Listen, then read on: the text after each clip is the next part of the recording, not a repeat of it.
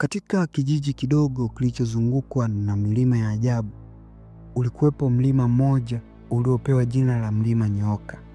Mlima huu ulikuwa wa pekee si tu kwa sababu ulikuwa mlima mrefu sana, bali kwa sababu ulikuwa mrefu kwa mstari ulionyooka kabisa. Hakuna kona, hakuna mteremko wala kupumzika. Ni kuinuka tu hadi kilele. Wakazi wa kijiji cha Lumbala walikuwa wakiamini kuwa mlima huu una mizimu na hakuna aliyeweza kuupanda hadi kileleni. Lakini kijana mmoja jasiri aliyeitwa Balehe mwenye umri wa miaka 27 aliamua kuvunja historia hiyo.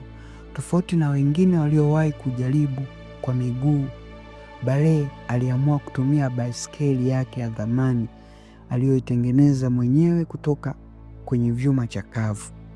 Siku ya safari ilipowadia, kijiji kizima kilikusanyika. Hata mzee Gwanda aliyekuwa mtabiri wa kijiji alisema kijana huyu si wa kawaida, ana ndoto kubwa, lakini mlima huu si mchezo.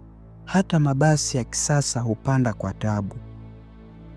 Wakati huo huo, basi la abiria lililobeba wageni kutoka mji wa mbali wa Kisumu lilikuwa limepangiwa kupanda Mlima Nyooka kwa mara ya kwanza kupitia njia hiyo mpya ya majaribio. Dereva wa basi, Mzee Pambo, alikuwa dereva mwenye uzoefu wa miaka 30, lakini hata yeye alihisi mlima huu ulikuwa na nguvu za ajabu. Safari ya Balehe ilianza saa 1 asubuhi. Alivaa kofia ya chuma na buti ndefu. Watu walimpigia makofi, wakamshangilia, huku wengine wakimcheka kwa sauti ya dhiaka. Kijana anapanda mlima kwa baiskeli, anadhani hii ni sinema.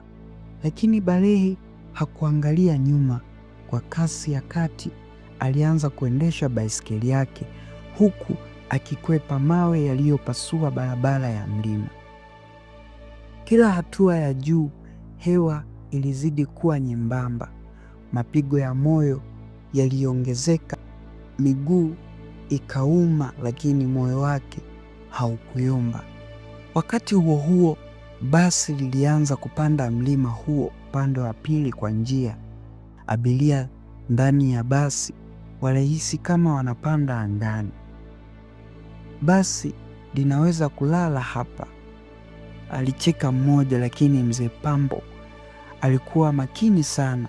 Kila alipopiga gia ilihitajika nguvu ya injini na maombi. Ghafla mvua ikaanza kunyesha, mawe yakateleza, barabara ikawa hatari. Balehe alipoteza mwelekeo na karibu aanguke, lakini akajizuia.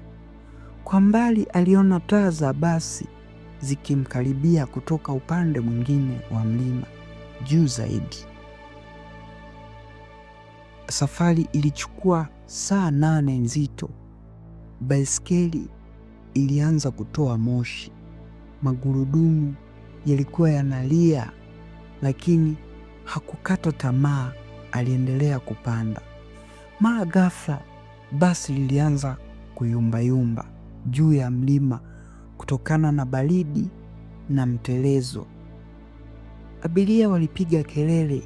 Mzee Pambo alipoteza mwelekeo na basi likaanza kurudi nyuma taratibu.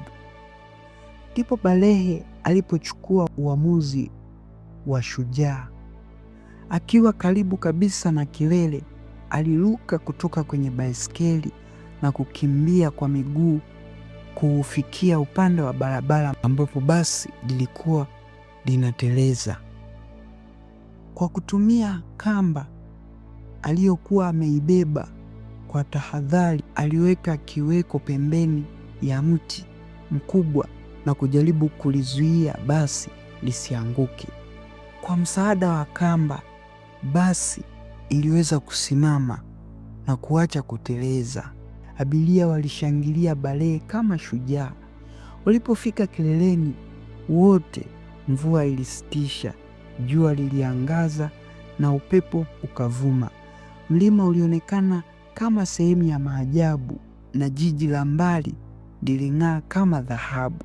Balehe alitajwa kuwa shujaa wa kijiji, si kwa sababu alipanda mlima kwa baiskeli, bali kwa sababu aliokoa maisha ya watu kwa moyo wake wa upendo na ujasiri. Tangu siku hiyo, mlima huo ulipewa jina jipya, mlima wa moyo safi, kwani ilijulikana kuwa anaweza kuupanda tu kama hauna chuki, hofu na tamaa.